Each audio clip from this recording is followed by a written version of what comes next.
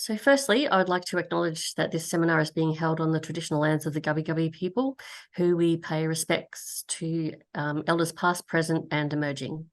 And secondly, I wanted to welcome everyone to the our Visiting Scholar seminar. So the Australian Centre for Pacific Islands Research is pleased to host presentations by visiting scholars related to ACPIR's fields of research, which provides opportunities for researchers to engage, collaborate, share, and develop their work with our members and the UniSC community.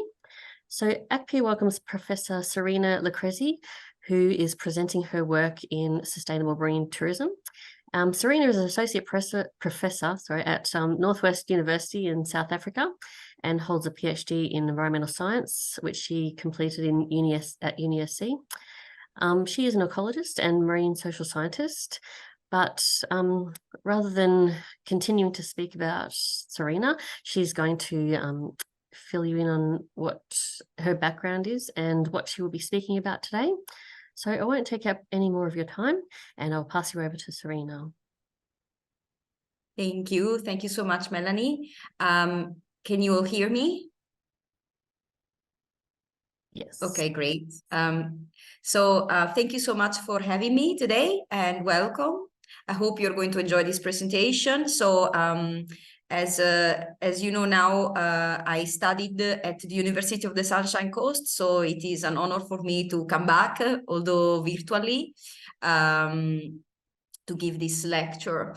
I have a background in marine science, but for the last 12 years, I've been working in the marine social science. So the presentation today is mainly about work that has been conducted since I left the University of the Sunshine Coast and since I started working at the Northwest University at the research unit TREES, Tourism Research in Economic Environments and Society. We conduct research on all types of tourism, considering the triple bottom line, and my focus is mainly on marine tourism and marine conservation, given my background in marine science.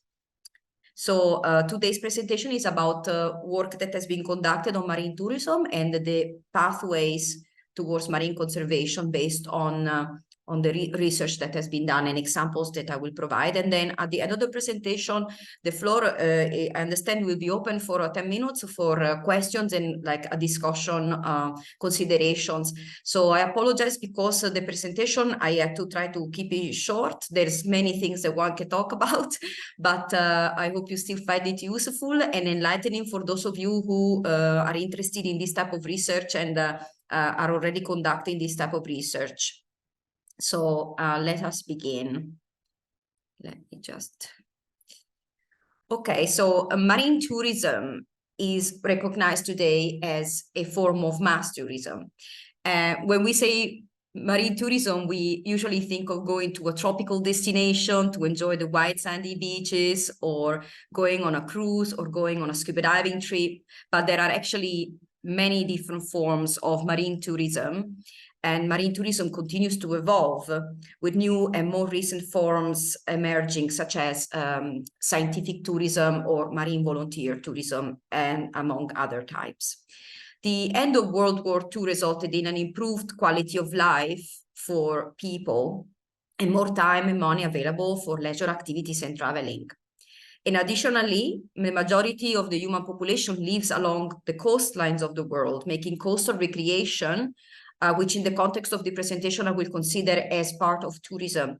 So making coastal recreation accessible to the point where today it represents a lifestyle to many coastal communities, many people. So here we just briefly mention some benefits of marine tourism. So on the one hand, marine tourism has a number of benefits, and I'm sure that you will be able to think about several such benefits. For example, marine tourism contributes to physical and mental well-being of people. It connects people with nature. It is educational. It raises awareness about environmental problems.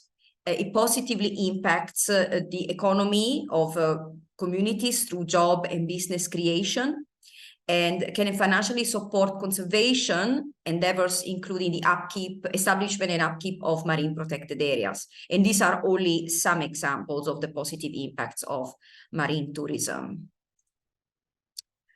On the other hand, marine tourism has many negative impacts, environmental, social, and economic. Examples include, excuse me, can everybody hear me still? Yes, we can. Okay, sorry. So basically, there are several negative impacts, including ecological impacts like wildlife disturbance, environmental degradation from pollution and littering, habitat removal to allow the construction of tourist resorts and jetties, economic losses for coastal communities due, for example, to money leakages, and the tourists' disregard for local communities, culture, and traditions. Again, these are only some examples, as unfortunately there are many negative impacts of marine tourism. So basically, the way marine tourism affects coastal and marine environments and communities, both positively and negatively, is really complex and difficult to disentangle, often calling for multidisciplinary efforts aimed at understanding, monitoring, and managing impacts, as well as promoting sustainable forms of marine tourism that properly address environmental, economic, and social needs. And here, I will provide some examples of research projects revolving around marine tourism and analyzing it also from a multidisciplinary perspective to promote marine conservation and sustainability. So I hope these examples will offer insight and inspiration regarding possible avenues for research to address diverse problems related to marine tourism. And at the end of providing these examples, I will also make some considerations. And also when I open the floor, you can add based on your experience or your point of view. So these are examples that come from the work that I conducted of the last 12 years at the research unit where I am working. So the first example is based on diving, is basically about scuba diving tourism, mainly scuba diving tourism. So this example obviously looks at diving tourism as it is a form of marine tourism, and actually it's now considered also a form of mass tourism. Between 2014 and 2018, I and the team here, we were part of an international and multidisciplinary research project funded by the European Union under the Marie Curie Actions, RISE. It's a project typology, which stands for Research and Innovation Staff Exchange. This project, the budget of this project was 1.5 million euros to be distributed within a consortium of several partners from around the world. And the project's name was Green Bubbles. If you want to, you can also check out the website of the project because it's still active, although the project is ended. And you can contact me and I can also give you more information. And by the way, all of these examples are based on research that has been published as well. So I will be happy to provide basically further information about these examples, further elaboration. So, sorry, I'm just going to get back to my notes just to make sure that I don't lose the line. All right, so just in time for the first example that about scuba diving. So if everybody's ready, I can continue. And then maybe when it's time for next slide, I'll just ask if please can move to. But okay, so everybody's ready for me to continue? I can go ahead? Thank you. Yes. Okay. Yes, please. Yeah. All right. So basically, as I said, the first example relates to scuba diving tourism as a form of tourism. And we've been involved in this European funded project, which was basically an international and multidisciplinary research project funded by the European Union. I am mentioning this because, as you will see throughout the presentation, it has an importance, the fact that we're talking about multidisciplinary and international. The project focused on the sustainability of scuba diving tourism in the Mediterranean region as well as Africa, with Italy and Mozambique, 2 marine protected areas, one in Italy and one in Mozambique, as case studies. The project analyzed many aspects of the scuba diving tourism industry, but in particular here, because honestly, this project involved from hyperbaric doctors to engineers, but obviously this presentation, I'm only focusing on what's relevant to the topic. So I will mention the following aspects that we looked at as part of the project. We looked at the ecological impact of scuba diving activities. We looked at the training of scuba divers and its relation to ecological harm that can be caused by scuba diving activities. The potential for scuba divers to contribute to science through citizen science, which I'm sure you're all familiar with the term. Scuba divers' willingness to pay for marine conservation. We looked at scuba divers as potential advocates for marine conservation and stewardship.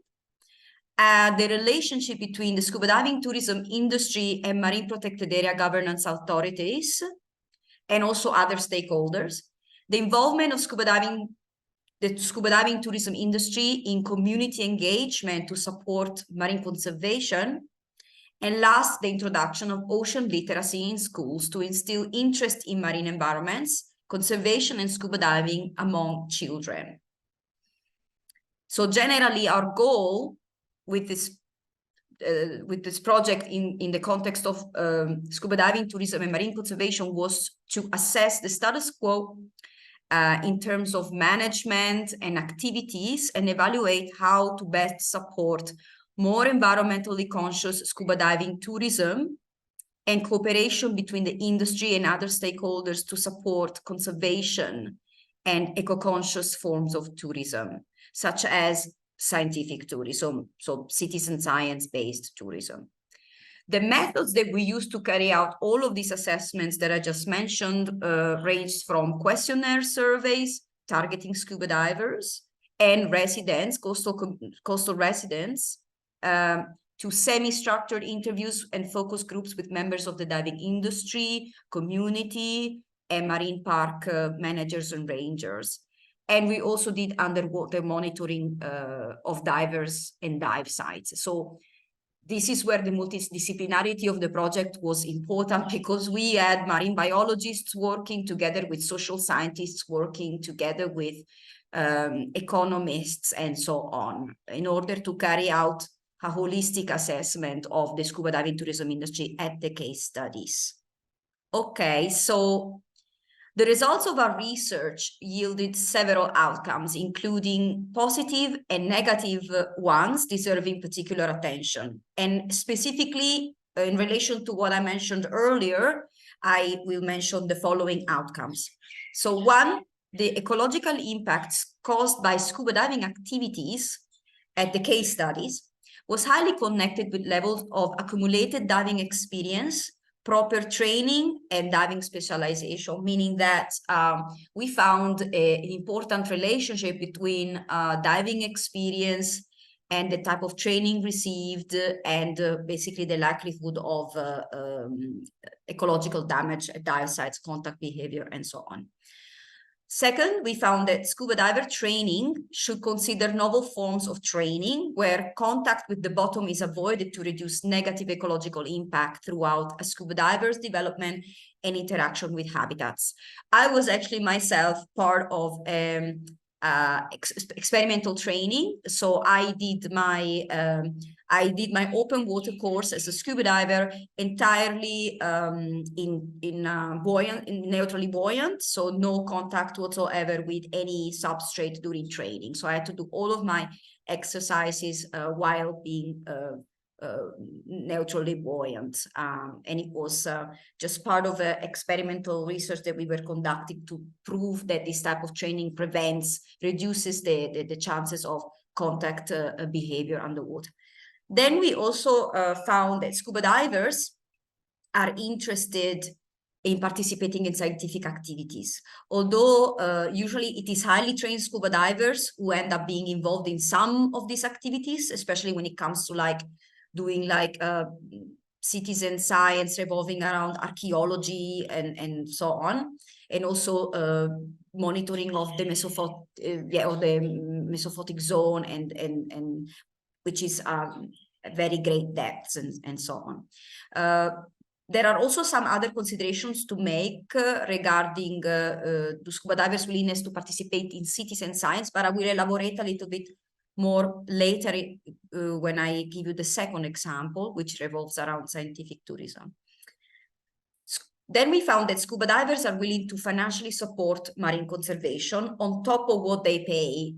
Basically, scuba divers who dive in a marine protected area are willing to pay more money to ensure, to guarantee the protection of the marine protected area. So they're willing to pay a top up on what they already pay to support marine conservation. So that's one of the outcomes that we had based on our assessments that were run by economic scientists.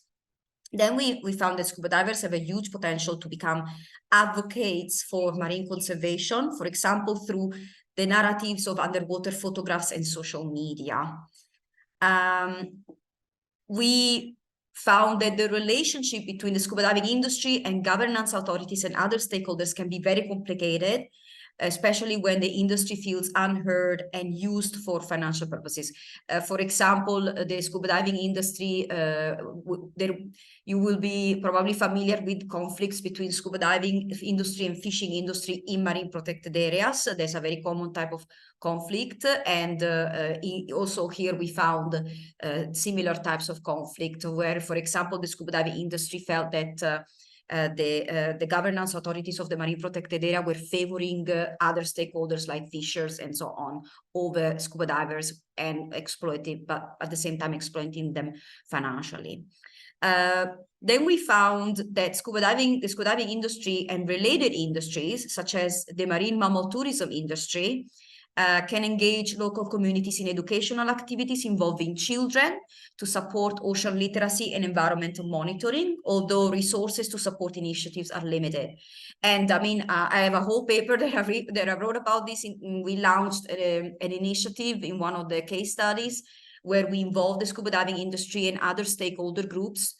We made them come together. We taught them how to deliver an ocean literacy course to the children of the local coastal area, of the local community, and where the children, we had ocean literacy classes, and we had laboratory sessions, field sessions, and so on. So it was a very interesting initiative, and it was successful. So now, based on that, the marine protected area of the case study is developing further this type of initiatives, although again resources might be limited to carry on these types of initiatives. And that's if I start talking about that, I will never stop, so I must continue.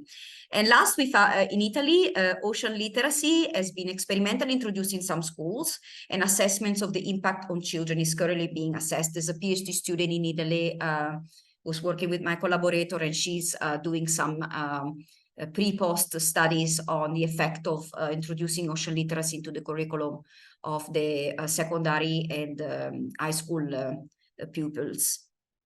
So generally, the results of the Green Bubbles project, because there were many results and there's a lot to talk about, but when we think about scuba diving, tourism, and conservation, what are the sums that we can draw from this? The results of the project show that the scuba diving tourism industry has enormous potential to play a central role in supporting marine conservation on many levels, through education, citizen science, advocacy, stewardship, and so on. But the potential can be only truly exploited if it can only happen with the assistance of academic research institutions, as well as governance authorities and meta-governance bodies like certifying agencies. Multi-stakeholder cooperation is necessary to allow the industry to be more sustainable and contribute to marine conservation. So that was one of the sort of like the bottom lines of this research project, which lasted 4 years. May I please have the next slide?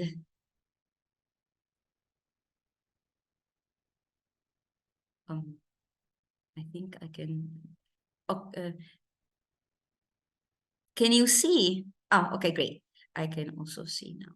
Excellent. So the second example that I'm going to give is about scientific tourism and relations with marine conservation. So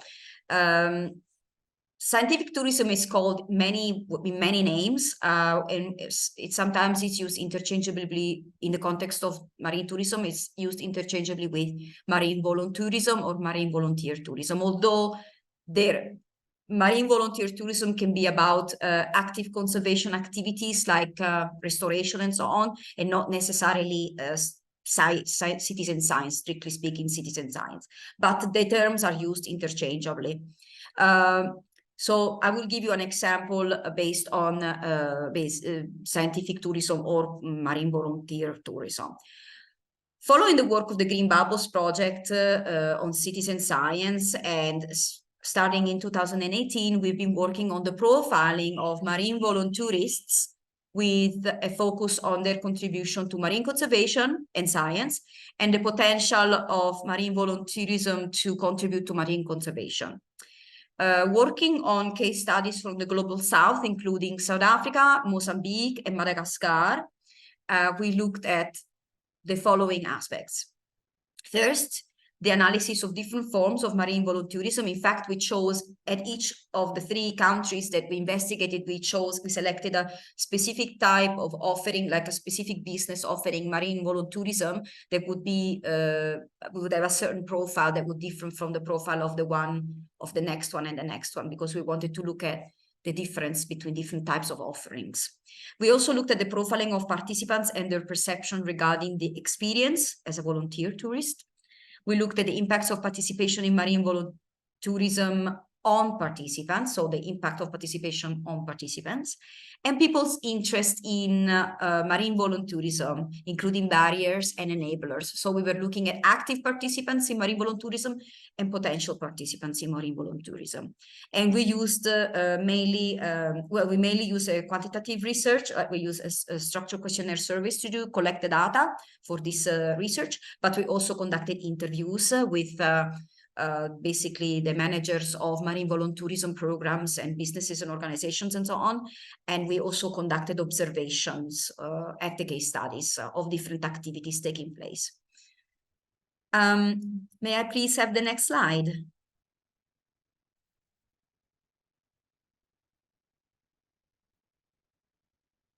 Okay, great, thank you. So the results of this project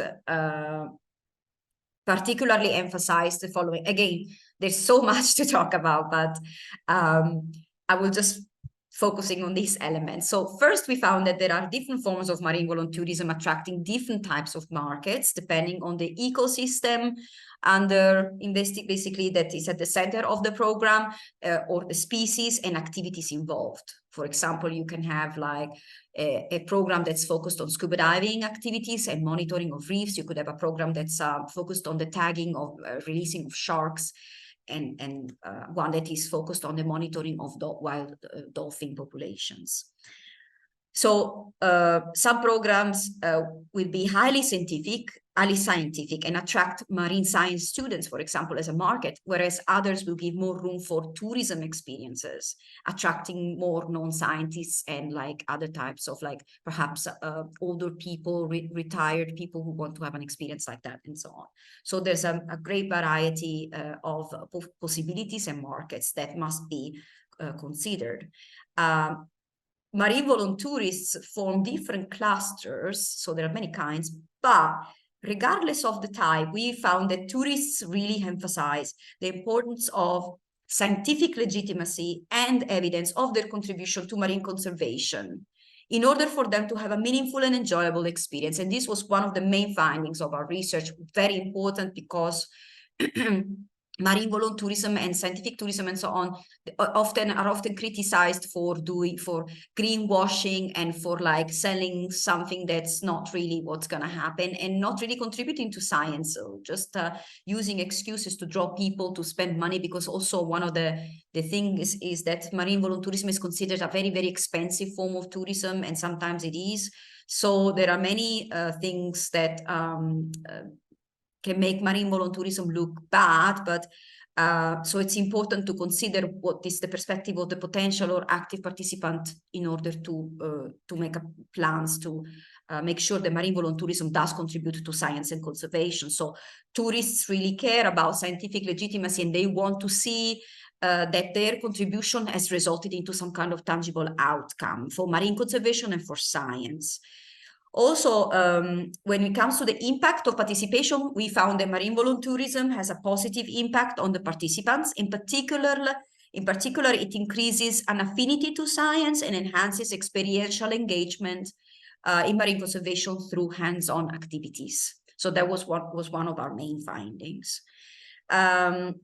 Also, the tourists really care about the ethical conduct of marine volontourism organizations. They want, especially when the activities revolve around wildlife and ecosystems and so on, tourists really care about ethical, sound experience where there is no unethical conduct on behalf of the organization during activities.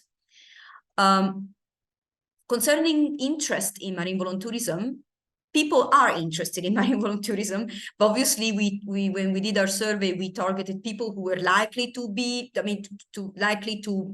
consider marine volontourism. So, for example, scuba divers. But so basically, we found that people are interested, but they constantly mention, because we ran several surveys, they constantly mention specific barriers such as the lack of time, money, and opportunity. So they also feel that they feel like a lack of basically a low perceived behavioral control regarding their access to possibilities to participate in marine volontourism. So they also have the perception that specific skills would be required to participate. So basically our research yielded very typical standard outcomes of research on potential participants in marine volontourism. So typical barriers and enablers in participation. And when it comes to barriers, again, people mentioned lack of time, lack of money, lack of skills, and also a perception that there was no availability. Generally, the results of this project highlighted the importance of properly structuring and marketing marine volontourism. So with a focus on scientific legitimacy, training opportunities, tangible outcomes from the experiences in relation to marine conservation, and also transparent information about costs. So we designed some guidelines to promote, basically to support proper marketing of marine volontourism. And we also used the results to argue in favor of promoting marine volontourism as a form of slow tourism, focusing not only on marine conservation, but also interactions with local communities and cultures. May I please have the next slide? We're almost done. I apologize for perhaps going a bit slow. So the last example that I'm giving is an interesting one, and one that's very close to my heart, and although all examples are close to my heart. So this one is about beach-based recreation and human-shark conflicts. This example is based on research conducted since 2015 in South Africa, and focusing on beach-based recreation, ocean use, and human-shark conflicts. The research was part of other, basically, I conducted the research independently, but basically later on I was invited to join a shark working group in South Africa that's made up of different stakeholders, from researchers to people in the government to NGO and all types of people. So we've been exchanging and talking and opening a dialogue with each other, sharing research. We've also started writing papers together, and we participate every second year to the South African Shark and Ray Symposium. So it's good. Basically, researchers in South Africa came together to try to facilitate a dialogue with government concerning mitigating threats to sharks posed especially by shark hazard mitigation programs. So the research was part of, basically, later on joined this network. I joined this network, and Obviously, our focus is to promote shark conservation in a feasible, realistic way, and using research to try to understand how to strategize about education and other types of actions to promote shark conservation in South Africa. So the research that I did mainly was quantitative and based on questionnaire surveys that were handed out along the coastlines in South Africa at popular sandy beaches. And we looked specifically at tourists' level of ocean use and their perceptions of sharks, including awareness, knowledge, and so on. Then we looked at tourists' perceptions of shark hazard mitigation strategies, including lethal and non-lethal ones. We did our research at all types of beaches. So we targeted beaches that were implementing lethal shark control programs, like in KwaZulu-Natal. Then beaches in Cape Town using non-lethal shark control programs, and also beaches that are considering implementing non-lethal shark control programs in the Eastern Cape. So we went and collected data from different places. We also looked at tourists' ascription of responsibility for preventing shark encounters in the water. So the results of our research highlighted, and again, I'm only giving some outcomes, but there's a lot that one can talk about concerning this research. But these are some of the main outcomes in relation to shark conservation. There is basically there was a substantial difference in the perception of sharks between ocean users and non-users, obviously, given that the first group has a vested interest in understanding more about the potential of shark encounters and therefore is more informed about sharks. Then we found that tourists are more aware of lethal shark control measures because these measures have been established in South Africa long before non-lethal forms have been. However, people visiting areas where non-lethal shark control programs are implemented tend to be aware of these programs. We also did studies on the blue flag and whether people were aware of the blue flag award on certain beaches.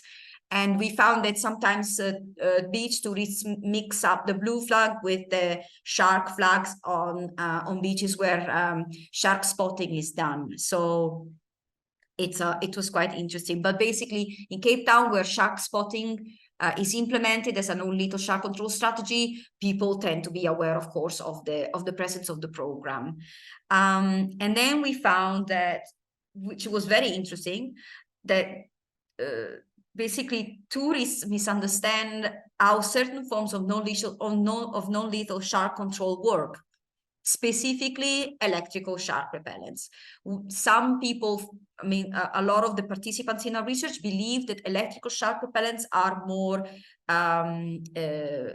damaging to sharks than shark nets. So they felt that the electrical shark repellents will kill sharks, whereas shark nets are more like exclusion nets rather than fishing nets.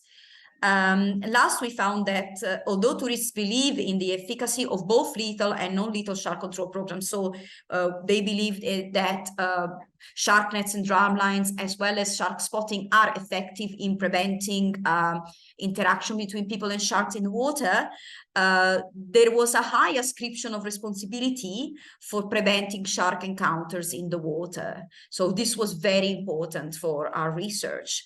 The results of the project have been used to strategize solutions to raise public awareness about the importance of sharks and pride in shark species in South Africa. There's an Australian researcher who has been doing there's been a lot of research done in Australia about all this. And there's a guy who came to South Africa and conducted a study in 2013 following an accident, a fish hook, in Cape Town, and he found that there was, regardless of the incident, which was a fatal incident involving a lady, there was still very high level of pride in great white shark populations in Cape Town. So it's The results of our study contribute to an understanding of how to better strategize education programs to increase also pride in shark populations in South Africa, and encourage education about sharks through, for example, aquarium exhibits and experiences like scuba diving, of course, for those who do scuba diving, and also strategies to support greater ascription of responsibility to prevent shark encounters. And there has been discussions about the expansion of non-lethal shark control programs where feasible, such as Plettenberg Bay. Maybe you know there have been some accidents earlier this year or last year, I'm not sure, but it was recent. A couple of fatal incidents in Plettenberg Bay where there's no shark control program, but wild swimmers were unfortunately involved in a bite incident, and now in Plettenberg Bay, they are considering implementing the shark spotting program to try and prevent shark bite incidents. So can I please have the next slide?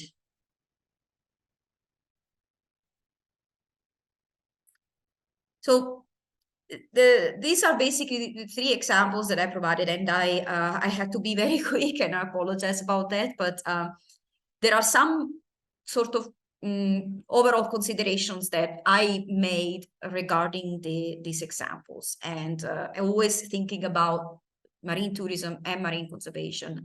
The first consideration is that research on marine tourism and marine conservation is complex. It's a no-brainer, but it does call for multidisciplinary and multi-stakeholder involvement to make marine conservation as effective as possible. So this point is also tied to the next one. But generally, multidisciplinary research makes for better research to properly understand, assess a situation, a context, a case study, and really delve into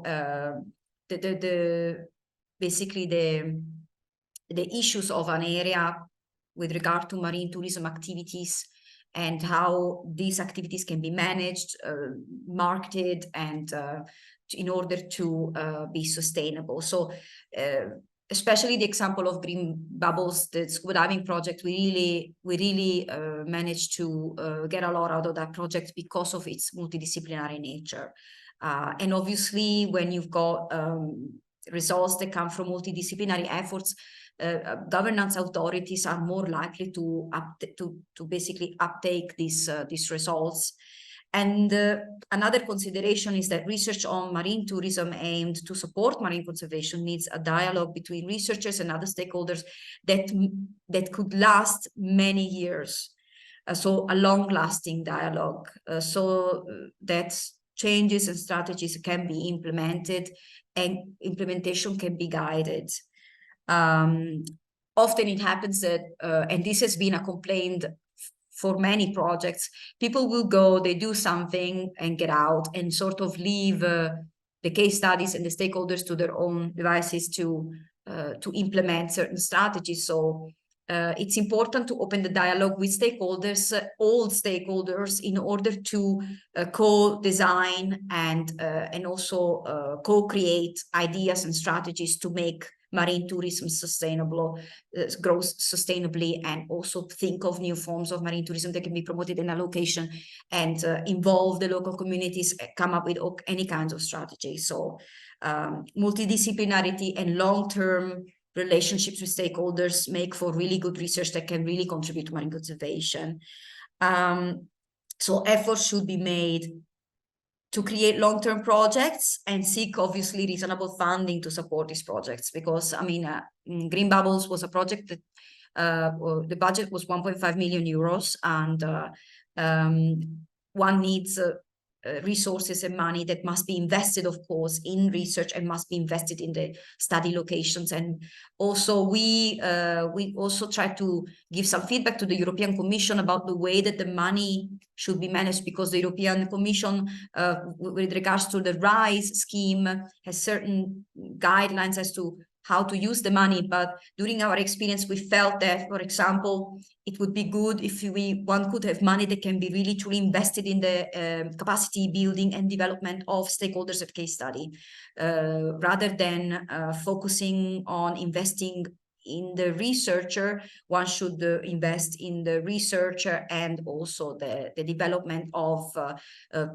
stakeholders, education activities, basically investments in the case study and the stakeholders in the case study in order to achieve specific conservation goals. Last, research should focus not only on enhancing the sustainable growth of well-established marine tourism industries, but also on supporting the development of new forms of tourism, such as slow tourism and scientific tourism. So there are these new types of tourism that have the potential to truly realistically support marine conservation and can be meaningful and can have massive positive impacts on tourists. Slow tourism is an example, but also scientific tourism, as we discovered through our research, can have some really important positive impacts on those who participate, because marine volunteerism or scientific tourism, usually it's a form of tourism that requires traveling for a few weeks, so to a destination, so spending some time there, getting to know the local community and so on. And that's why we made an argument in favor of developing scientific tourism as a form of slow tourism. So could I please have the next slide, which I think is the last slide? Yes, so I think I hope that I would like to thank you for your attention, and I really hope that this presentation gave you some ideas or made you think about experiences that you're having in research, whether it's about marine conservation or marine tourism or similar, but or even, you know, ecology and so on. I hope that this presentation helped, just made you think a little bit about some considerations to make when it comes to doing research for conservation. And I would be happy to now open the floor for any, I don't know if now Melanie or anyone wants to, but anyone is welcome to contribute with questions or comments. Yes, thank you so much. Yeah, thank you, Serena. Look, I found that really interesting. I'm a scuba diving instructor, and so I found it very relevant and very interesting. And very impressive that you conducted your open water skills neutrally buoyant. That would have been really challenging for the instructor. But yeah, that's and inside mount. yeah. Especially if it's a big group of people as well. That's amazing. But you know, good that if you prove that it could be done. So, you know, that's definitely something that maybe should be added to instructor training. I don't know, but I'm sure that there's many questions. We have had a few apologies. One person had to leave, and we've had a couple of questions in the chat. So if you like, I can start with those, and then if anyone has any further questions, if you feel free to put your cameras on and your microphones on. Otherwise, if you would prefer, you could just keep popping them in the chat and I can ask them for you. We only have we've got about 10 minutes left, so you've got plenty of time. So the first question, just let me get the chat up again, was from Helen. And she said she's very interested in the guidelines for effective volunteer tourism, and she's wondering if these could be circulated. So I'm not sure if Helen works in that. Yes, of course. I will. What I can do is at this last slide has my QR code or whatever. You can contact me, but I'm also going to I put my email address in the chat that you can contact me, and I can share about these examples I gave you. I can share a lot of information. Yes, we published a few papers from this work on scientific tourism and marine volunteerism, and we made some because it was also part of two PhD candidates of mine, one who completed and one who's completing, and we came up with some really interesting guidelines and strategies that might be helpful. So I will be more than happy to share 100%. Okay, So I will just write my email address here. I can Just- actually email it to everyone that has attended if you like. So I'll email Oh, everyone excellent. the slides. Yes, please. But if you because, have any articles that you think are relevant, if you could send them to me and I'll include them in the email for everyone, that would be... I will prepare, I guess I can prepare a drive folder with a bunch of materials related to this presentation that I can share. Basically, I can divide them into the Yeah, okay. topics of the presentation. Yeah, that would be good. Okay, great. Thank you. So Helen said marine ecology consulting company, great Fiji shark count, etc. But she said she'll email you. So yeah. Thank And you. we had a question from Danny as well. Danny's asked, did you want to ask it, Danny? Or she's asked if they're using drones for shark spotting programs in South Australia. I'm not sure if you... South Africa. South Oh, Africa, South sorry. Africa. Right, okay. I was going to... Yes, drones are used. Yes, drones are used, and also there is a lot of experimental work right now. There is an Italian biologist, Sara Andreotti. She is working on the shark safe.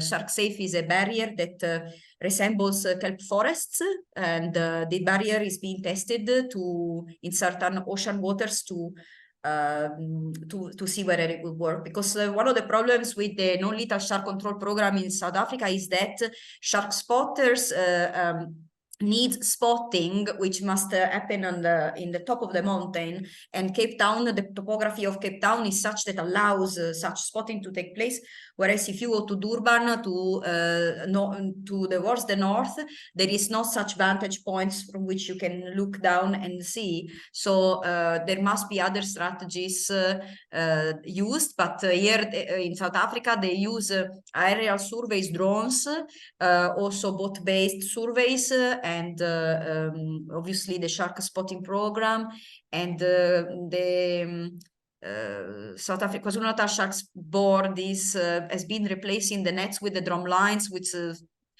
statistically have been proven to result in less of the fatalities, less bycatch. But it's a big discussion that we are busy with. It's not easy because obviously you can imagine, but I can also share information about that. And if you also want to contact people who are working specifically on the, because I work on the human dimension of the mitigation strategies, whereas there are people who are working on the actual, basically designing and implementation of the strategies. Yes, I can put you in contact with such people if you want some information. Yeah, thank you. Is there any more questions? Yes, there's one more there. Yeah, from Stefano. Okay. Stefano. I can see. Have there been any? Okay. The thing is, at least as part of the Green Bubbles project, we have had economists involved. I'm not an economist because I'm a marine scientist. So, but the work that we have done there mainly related to, we did stakeholder analysis. So for example, in one of the marine protected areas, we found that based on the stakeholder analysis, the diving industry was complaining there was not transparency in the basically in the explanation of how the resources were used by the Marine Protected Area Authority, and the diving industry felt that it was paying too much tax to the Marine Protected Area. In fact, like 80% of the income of the Marine Protected Area was coming from diving tourism industry tax, and the fishers were being rather favored instead. So we mainly took care of these types of analysis. So we were analyzing the relationship between stakeholders, and this is the financial sort of aspect that emerged from it. And then we had PhD candidates working on the willingness to pay for marine conservation and so on. But generally speaking, I have not worked on the financial aspects of basically marine tourism in relation to marine conservation, only like indirectly and so on, and through interviews that we conducted with the diving industry, it came up that yes, obviously transparency can be a problem, not so much here in Africa, but in Italy. And whereas here in South Africa, the problem was, in South Africa and Mozambique, where we had the case study, the problem was mainly related to, obviously now COVID has had a huge effect on the industry, and the diving industry has helped financially the communities. But although the government actually intervened and stopped diving industry from helping the communities, which was very interesting. That's a work that a student of mine is doing right now, and she still has to publish. But generally speaking, the African case study has a good framework, as it's mentioned here in the question, basically to facilitate transparent economic benefit for the communities. So the Mozambique case study, for example, is a real champion of that. They really, it's a very interesting case study because the diving industry there is owned and managed mainly by foreigners, by South Africans. The community, however, is happy with that fact because they come in and they brought an industry that was developed and enabled after the Civil War for the community to be developed and the park to be established. And now it's a national park. And during COVID, the diving industry, actually, if it wasn't for the diving industry, the communities there would have died because there was no food, and the diving industry was distributing food and things. So we conducted interviews with community members who were actually quite happy with they were happy with the diving industry. They were complaining about other aspects, but not necessarily the diving industry. I don't know if that answers your question at all, but it's he actually has just asked also if that information is publicly available or can be shared, so the financial economic. Well, it depends on what we have. What we have is reports that we shared with the case studies about for example, the economic impact of the diving industry. So that we do have, and it's publicly available, and I can make it available. Mm-hmm. And then we also have the PhD thesis of students who did the whole study on the willingness to pay for marine conservation and so on. Whereas a student of mine is still finalizing her thesis on the scuba diving tourist system analysis in Mozambique following COVID and the transformation of the marine reserve into a national park, and also major development and things like that. So when that becomes available, it's got some economic aspect narratives to it, but not a lot. Because my work mainly focuses on marine conservation and so on. But whatever I have, I will make available. So maybe it will be useful. Yes. Thank you. Yeah, thanks. I'm not sure if you're aware I don't know very much about it, but in Palau, like one of the Pacific part of the Pacific Islands changed their tourism market to try and still get the same amount of income, but just reduce the number of visitors, just to try as a measure for reef protection. Which, yeah. So if we don't have any questions, we might finish up there. And everyone can always get in contact with you by email if they wanted to. So, Brittany has one. Sorry, can I jump in now? Really cheeky, but Serena, I just wanted to ask, do you have any plans for research in the Pacific Islands? Well, we have, with Saskia, we shall hope that, yes, that we do that.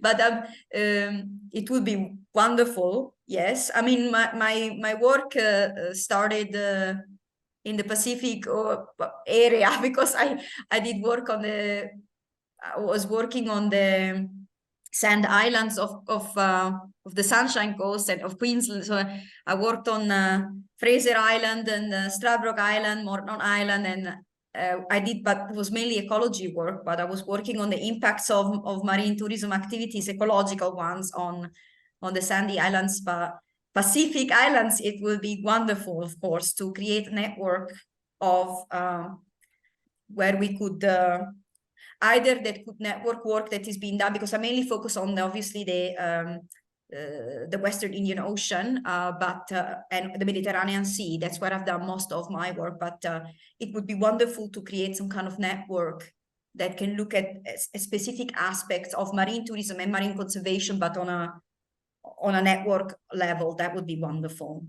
really wonderful. The Australian Centre for Pacific Island Research does have some contacts in Fiji who offer marine tourism, and you can, as a tourist, can go there and assist in coral rehabilitation, replant, so they grow coral and they're replanting it. So yeah, we've had some presenters present their work in that, so we can always get you in touch with those people. Oh, sounds great. And I also same, I mean, if anybody wishes to be in contact with the people who are, for example, actively involved in the whole debate of shark hazard mitigation, or people who are involved in citizen science, so reef check program, and people who are involved in scuba diving research aside from me, I will be happy to share contacts with anyone. We also did actually we submitted a meta-analysis of the global economic impact of scuba diving tourism, but it's still under review. So if it becomes available, I can share that as well. Great.